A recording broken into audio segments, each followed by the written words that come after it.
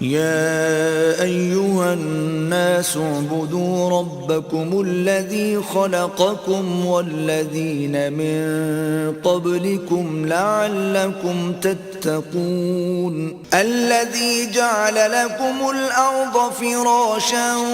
والسماء بناء وأنزل من السماء ماء فأخرج به من الثمرات رزقا لكم فلا تجعلوا لله أندادا وأنتم تعلمون وإن كنتم في ريب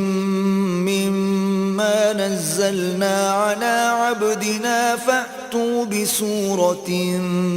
من مثله وادعوا شهداءكم من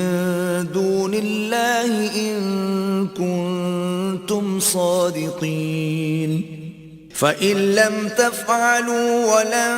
تفعلوا فاتقوا النار التي وقودها الناس والحجارة أعدت للكافرين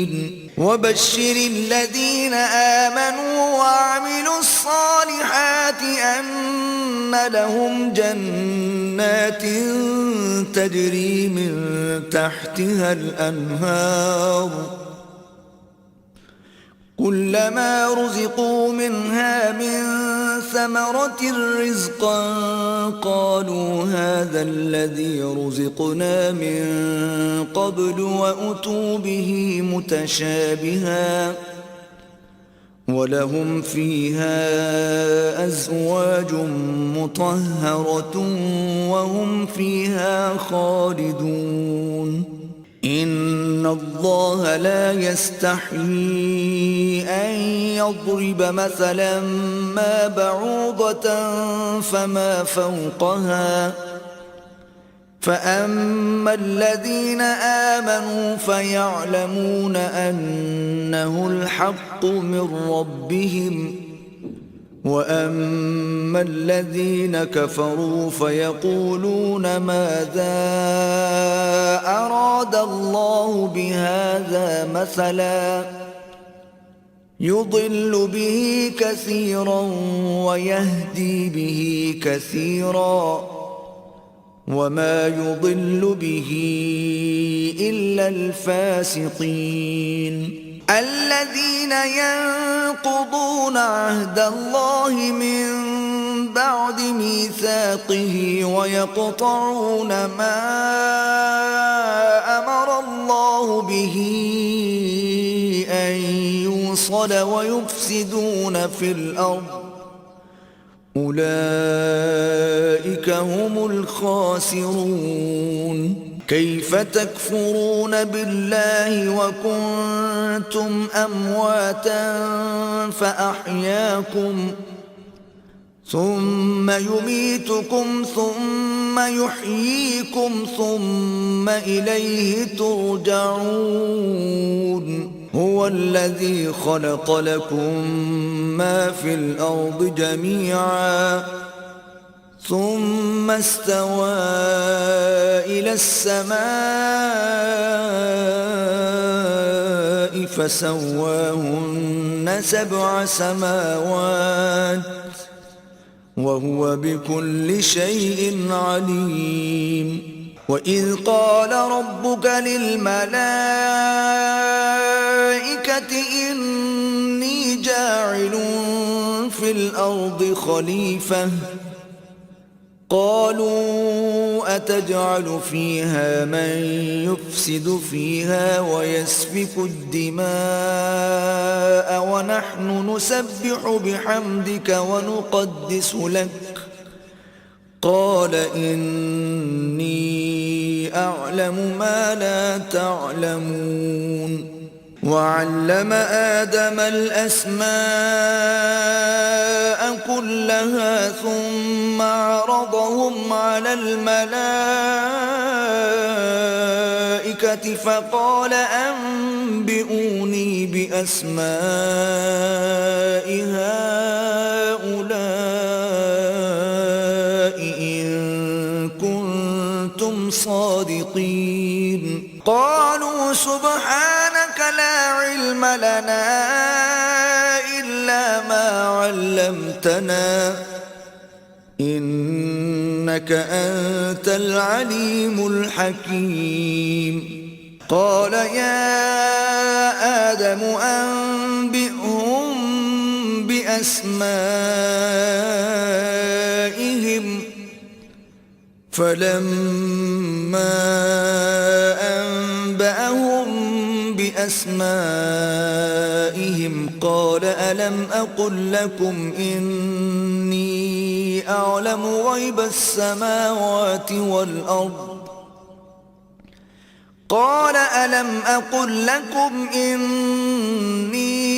أعلم غيب السماوات والأرض وأعلم ما تبدون وما كنتم تكتمون وإذ قلنا للملائكة اسجدوا لآدم فسجدوا إلا إبليس أبى واستكبر وكان من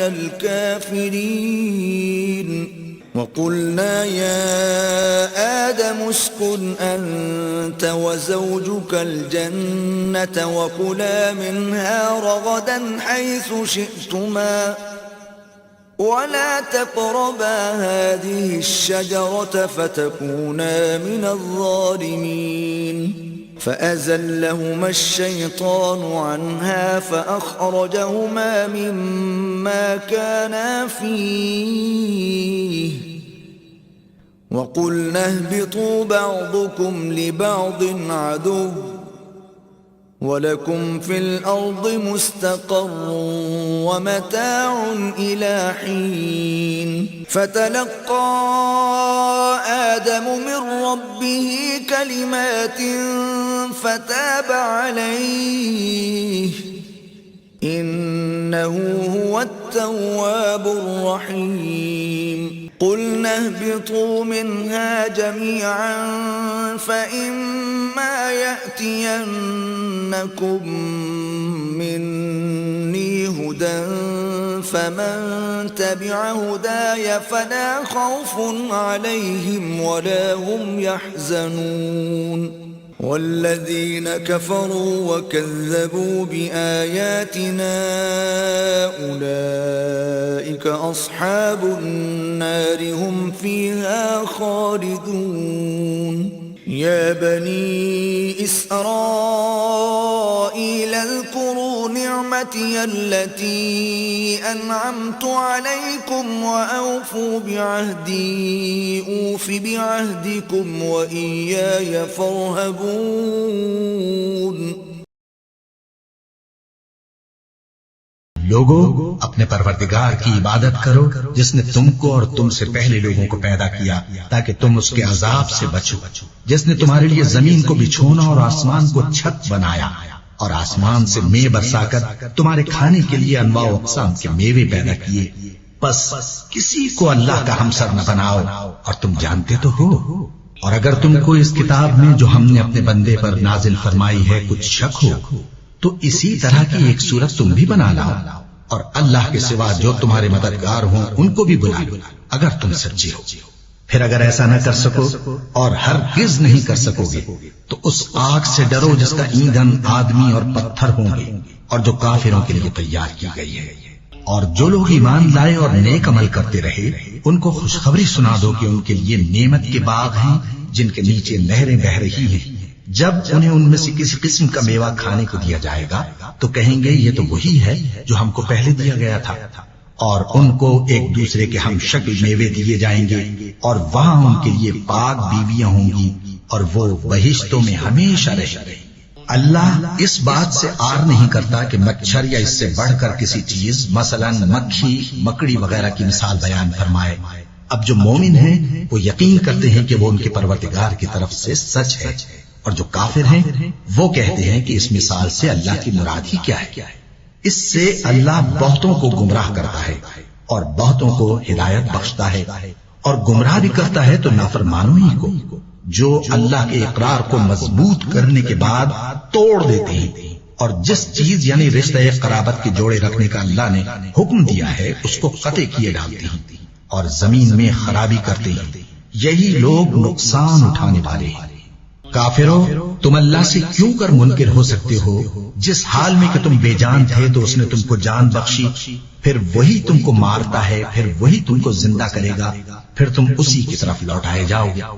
وہی تو ہے جس نے سب چیزیں جو زمین میں ہیں تمہارے لیے پیدا کی، پھر آسمانوں کی طرف متوجہ ہوا تو ان کو ٹھیک ٹھیک 7 آسمان بنا دیا، اور وہ ہر چیز سے خبردار ہے۔ اور وہ وقت یاد کرنے کے قابل ہے جب تمہارے پروردگار نے فرشتوں سے فرمایا کہ میں زمین میں اپنا نائب بنانے والا ہوں۔ انہوں نے کہا، کیا تو اس میں ایسے شخص کو نائب بنانا چاہتا ہے جو خرابیاں کرے اور کچھ تو خون کرتا پھرے؟ اور ہم تیری تعریف کے ساتھ تسبیح و تقدیس کرتے رہتے ہیں۔ فرمایا، میں وہ باتیں جانتا ہوں جو تم نہیں جانتے۔ اور اس نے آدم کو سب چیزوں کے نام سکھائے، پھر ان کو فرشتوں کے سامنے کیا اور فرمایا کہ اگر سچے ہو تو مجھے ان کے نام بتاؤ۔ انہوں نے کہا، تو پاک ہے، جتنا علم تو نے ہمیں بخشا ہے اس کے سوا ہمیں کچھ معلوم نہیں، بے شک تو دانا ہے، حکمت والا ہے۔ تب اللہ نے آدم کو حکم دیا کہ آدم، تم ان کو ان چیزوں کے نام بتاؤ۔ سو جب انہوں نے ان کو ان کے نام بتائے تو فرشتوں سے فرمایا، کیا میں نے تم سے نہیں کہا تھا کہ میں آسمانوں اور زمین کی سب پوشیدہ باتیں جانتا ہوں، اور جو تم ظاہر کرتے ہو اور جو پوشیدہ کرتے ہو سب مجھ کو معلوم ہے۔ اور جب ہم نے فرشتوں کو حکم دیا کہ آدم کے آگے سجدہ کرو تو وہ سب سجدے میں گر پڑے، مگر شیطان نے انکار کیا اور غرور میں آ کر کافر بن گیا۔ اور ہم نے کہا کہ اے آدم، تم اور تمہاری بیوی بہشت میں رہو اور جہاں سے چاہو بے روک ٹوک کھاؤ پیو، لیکن اس درخت کے پاس نہ جانا، نہیں تو ظالموں میں ہو جاؤ گے۔ پھر شیطان نے دونوں کو اس درخت کے بارے میں پھسلا دیا اور جس عیش و نشاط میں تھے اس سے ان کو نکلوا دیا۔ تب ہم نے حکم دیا کہ بہشت بری سے چلے جاؤ، تم ایک دوسرے کے دشمن ہو، اور تمہارے لیے زمین میں ایک وقت تک ٹھکانہ اور معاش مقرر کر دیا گیا ہے۔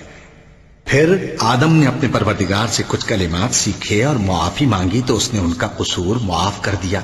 بے شک وہ معاف کرنے والا ہے، بڑا مہربان ہے۔